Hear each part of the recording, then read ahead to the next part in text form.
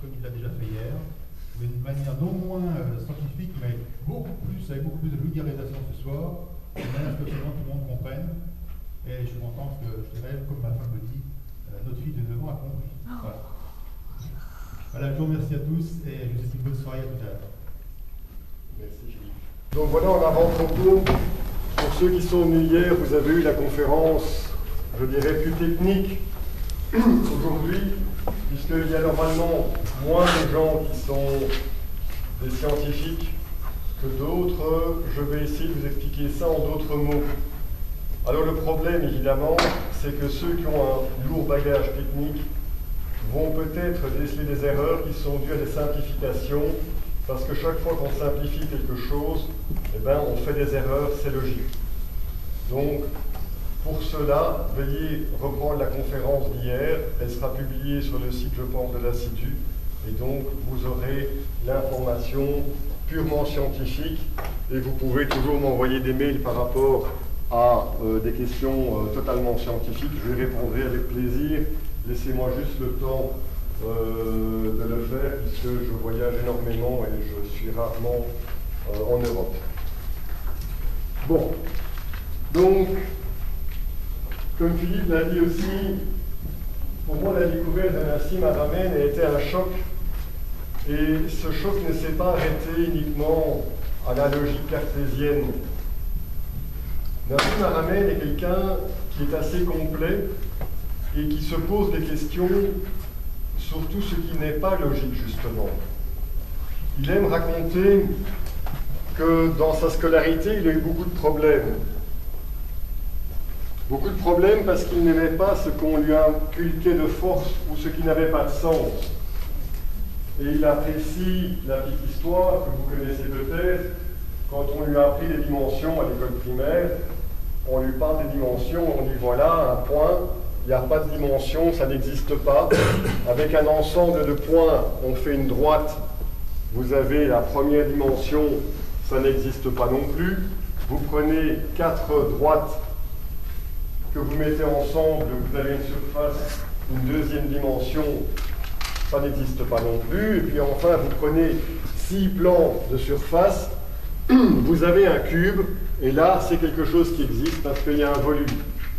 Et lui, logiquement, se pose la question, si jamais il y a un point qui n'existe pas, qui fait une droite qui n'existe pas, qui fait un carré ou une surface qui n'existe pas, qui fait un cube, ben le cube, logiquement, ne devrait pas exister non plus. Donc, dans ce raisonnement, il y a quelque chose de foireux. Et en fait, ça provient des démarches scientifiques. Tout simplement, on essaye d'expliquer les phénomènes, on essaye d'expliquer les choses, mais au départ, on pose des hypothèses. Et le danger en science, ce n'est pas de poser des hypothèses, certainement pas, c'est de croire qu'elles deviennent la vérité. Et souvent, les gens qui vulgarisent la science en font des certitudes. Du coup, on apprécie beaucoup les certitudes. Et j'étais le prototype même de l'ingénieur, je dirais, costume, cravate, attaché caisse, un peu limité. Et au moment où j'ai rencontré Nassim, je me suis dit, mais enfin, c'est pas possible, ce type raconte des bêtises. Puis j'ai été plus loin. Et après, évidemment, quand j'ai été ébranlé au niveau scientifique, et je me suis rendu compte qu'en fait, j'avais perdu complètement mon esprit scientifique, que j'étais juste formaté, et un bon élève, entre guillemets, un bon citoyen, j'ai regardé aussi ce que faisait Nassim à côté de ça. Et j'ai vu ses travaux, ou ses remarques en tout cas, concernant par exemple les pyramides. Ben, j'avoue que c'est plus mon domaine, la construction, et que quand j'ai regardé ces arguments, ça m'a aussi fait poser question. J'ai aussi été ébranlé dans ce genre de certitude. Quand on regarde les livres, on se dit, ben oui, ça a été fait comme ça, mais finalement, on se pose de moins en moins de questions. Et ce que j'aime bien, c'est de pouvoir revenir aux questions initiales finalement, et de juste se poser si ce qu'on vous présente est juste. Et vous avez évidemment le devoir, je trouve, de faire ça vis-à-vis de ce que je vous présente ici aussi. Sinon, je ne serai absolument pas cohérent.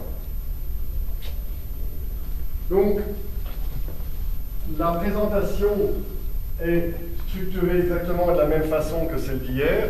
Ce sont juste les commentaires qui vont changer. Vous avez, pour ceux qui n'étaient pas là hier, donc l'introduction, un cadre théorique. Alors, si jamais Nassim avait donc juste développé un volet de plus au modèle standard, on dirait, ah ben oui, quand on a fait la théorie des cordes, finalement, on ne s'est pas posé la question de la véracité de la théorie des cordes. On s'est dit, c'est quelque chose qui doit être admis, puisque c'est des professeurs d'université qui le donnent, c'est quelque chose de tout à fait structuré, c'est normal, ça paraît simple, ok, même si jamais on ne comprend rien finalement, c'est que ça doit être bon. En fait, finalement, au moins on comprend, en plus ça paraît quelque chose de vrai. Ici, ce qu'on va vous montrer, c'est hyper simple. Et c'est pour ça que c'est important de voir qu'il y a un fondement scientifique et de voir d'où vient ce fondement scientifique. De peut-être aussi comprendre pourquoi ça fait 70 ans qu'on pratique des sciences, qu'on développe un modèle qui passe à côté de 96% de la matière de l'univers et que finalement cette démarche, on la retrouve partout. Elle est logique, elle est normale, il faut se poser des questions, mais il faut aussi parfois aller plus loin.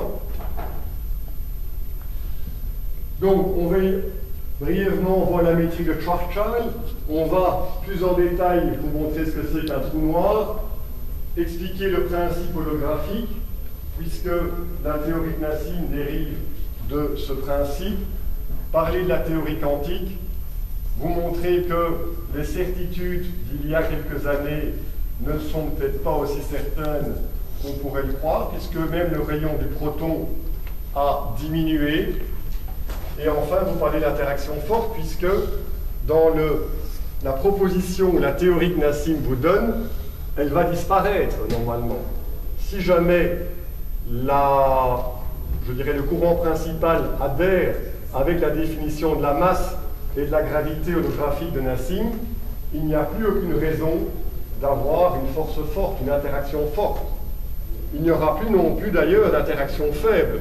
On va donc se retrouver exactement au même stade qu'on se retrouvait en 1910 quand on n'avait que deux interactions, la gravité et la force électromagnétique. Sauf que, à cette époque, l'une était discrète et l'autre pas. Maintenant, les deux vont être discrètes, donc on va pouvoir unifier ces grandes interactions. Ce qui est quand même quelque chose d'assez sympathique, sans compter qu'en plus, si ceci est validé, on va aussi pouvoir effacer finalement les séparations qu'il y a entre les physiques quantiques et les physiques des grands espaces, les physiques cosmologiques et autres. Ça peut donc changer pas mal de choses. Donc la deuxième partie, ça va être le travail de Nassim. Je vais insister sur le fait que Nassim est donc en train de faire des recherches dans beaucoup de directions différentes. Mais ici, ce sera plutôt physique, mais Nassim recherche aussi bien des choses au niveau historique qu'au niveau énergie libre. Lorsque on était là avec Jean-Jacques et Isabelle, il y avait par exemple Michael Tallinger qui était là aussi et qui discutait des millions finalement de sites qu'on retrouve en Afrique du Sud, et ce sont des sites où ce sont des monticules fermés, et le courant principal historique nous dit, ben voilà, c'était là-bas qu'on mettait les chèvres. Mais il n'y a pas de porte, il n'y a rien, donc il fallait porter les chèvres de 3 mètres, les jeter à l'intérieur, et on ne sait pas comment les retirer. Et il y a des millions de constructions comme ça. Et il s'est expliqué, on dit, mais non, c'est ça. Et lui dit, mais non, c'est certainement pas ça. On dit, t'as fait un PhD, petit? Bah non, alors fais-toi. Et c'est comme ça souvent que ça fonctionne, mais Nassim en fait est en train de recevoir toutes ces personnes, de discuter avec eux, et ça fait vraiment un centre de recherche qui, j'espère, ne sera plus alternatif, mais deviendra peut-être quelque chose qui deviendra officiel dans la mesure où il y a des choses à dire, il y a des choses à apprendre de tous ces gens. Ok,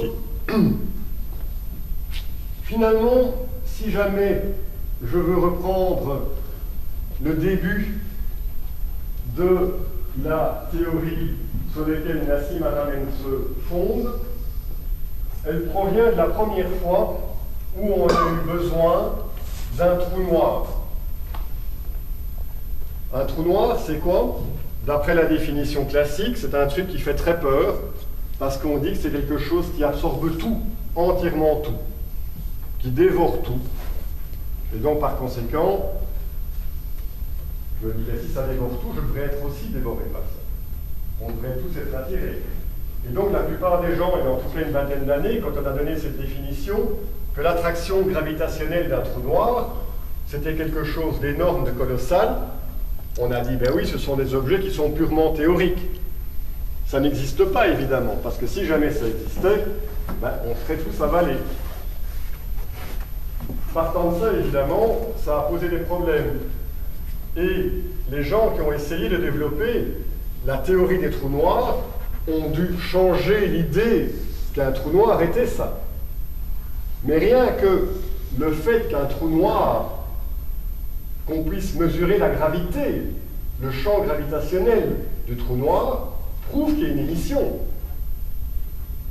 Donc déjà, le paradigme de départ est déjà erroné.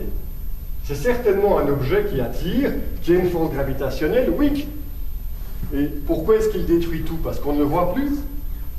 C'est une conclusion qui est évidemment assez hâtive. Et donc la première fois que Einstein a donné son équation, c'était quelque chose d'extrêmement compliqué et il ne pensait pas qu'on puisse trouver une solution assez facilement. Or, il se fait que pendant la guerre, en 1915, je pense, Karl Schwarzschild était en convalescence. Il trouve un journal avec les équations d'Einstein et il se dit « Oh, ça me paraît à mon niveau ». Qu'est-ce qu'on fait quand on résout ce genre d'équation? On pose des simplifications. On dit « Ok, on met un cadre de référence, parce que sinon c'est beaucoup trop compliqué ». C'est normal. Personnellement, quand je résous une équation, ben, je fais ça aussi, on met des conditions de distance, on met plein d'autres trucs, et on s'arrange pour la rendre plus facile à résoudre. Et en mettant son cadre de référence, évidemment, Schwarzschild, lui, il va supprimer la rotation, il va supprimer le couple, bref, il va s'arranger pour qu'on soit dans un espace fixe. Et en faisant ça, il arrive à l'intervalle, et il définit ici un certain rayon qu'on va appeler plus tard le rayon de Schwarzschild et qui correspond justement à un trou noir. Mais, pas de problème, c'est purement une solution mathématique, ça n'existe pas évidemment. Qu'est-ce que ça pourrait être un trou noir? Donc c'est une solution qui fonctionne et qui sert finalement à expliquer. Vous avez ici l'explication où on vous dit, ben voilà, le rayon de Schwarzschild, il va se trouver quelque part ici. On a donc une masse qui est ici, qui déforme l'espace-temps, et vous avez une force d'attraction. Cette force d'attraction, elle est due à la courbure de l'espace-temps. Personnellement, moi, quand on m'explique ça comme ça, je ne comprends pas du tout ce que c'est que la gravitation, et je ne comprends pas du tout ce que c'est que la force d'attraction. Par contre, si jamais j'imagine une mate-monde, vous imaginez un globe terrestre, et vous imaginez que vous êtes sur l'équateur, vous et votre copain, vous vous mettez à 2 méridiens. Vous êtes donc tout à fait parallèles l'un à l'autre. Pour l'instant, à l'équateur, vos méridiens ils sont parallèles. Et vous dites, je vais tout le temps rester perpendiculaire à l'équateur, et je vais aller tout droit. À un moment ou à un autre, vous allez vous rejoindre. Où ça? Au pôle. Et vous allez vous dire, ben mon copain, il a une force d'attraction, il m'a attiré à lui. Là, vous comprenez ce que c'est que la courbure de l'espace-temps, et vous comprenez que c'est parce qu'il y a cette courbure de l'espace-temps que vous vous êtes rapproché de votre copain. Et c'est ça, en fait. l'attraction gravitationnelle dans ce cas-ci.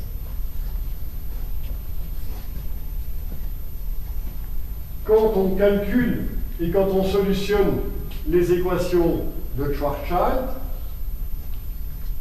on mesure le rayon de Schwarzschild par exemple du Soleil. Le Soleil, c'est quelque chose qui est énorme par rapport à la Terre, on est tout petit. Le rayon du Soleil est de un peu moins de 700 000, je crois que c'est 694 000 km. Le rayon de Schwarzschild pour le Soleil, c'est un objet qui sera de moins de 3 km, 2 km 97.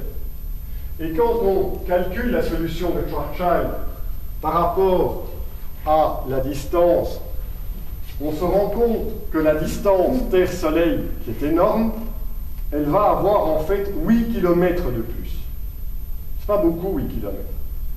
Mais lorsque vous avez, prenez une paille dans vos doigts et essayez de mettre 2 mm de plus, qu'est-ce qu'elle va faire, votre paille? Elle va se courber. Vous allez donc obtenir un espace-temps courbe. Donc, si 1 ou 2 mm sur votre paille courbe votre paille, ici, évidemment, 8 km, ça va avoir une bonne influence sur la courbure de l'espace-temps. C'est tout simplement comme ça que ça fonctionne.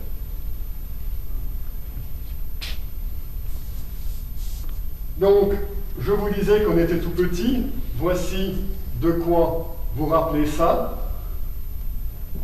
Vous voyez que la Terre se trouve un peu plus grand, mais nettement plus petit, par exemple, que Jupiter et autres. Mais vous avez Arcturus, vous avez Aldélamran, vous en avez plein d'autres qui sont énormes, colossales.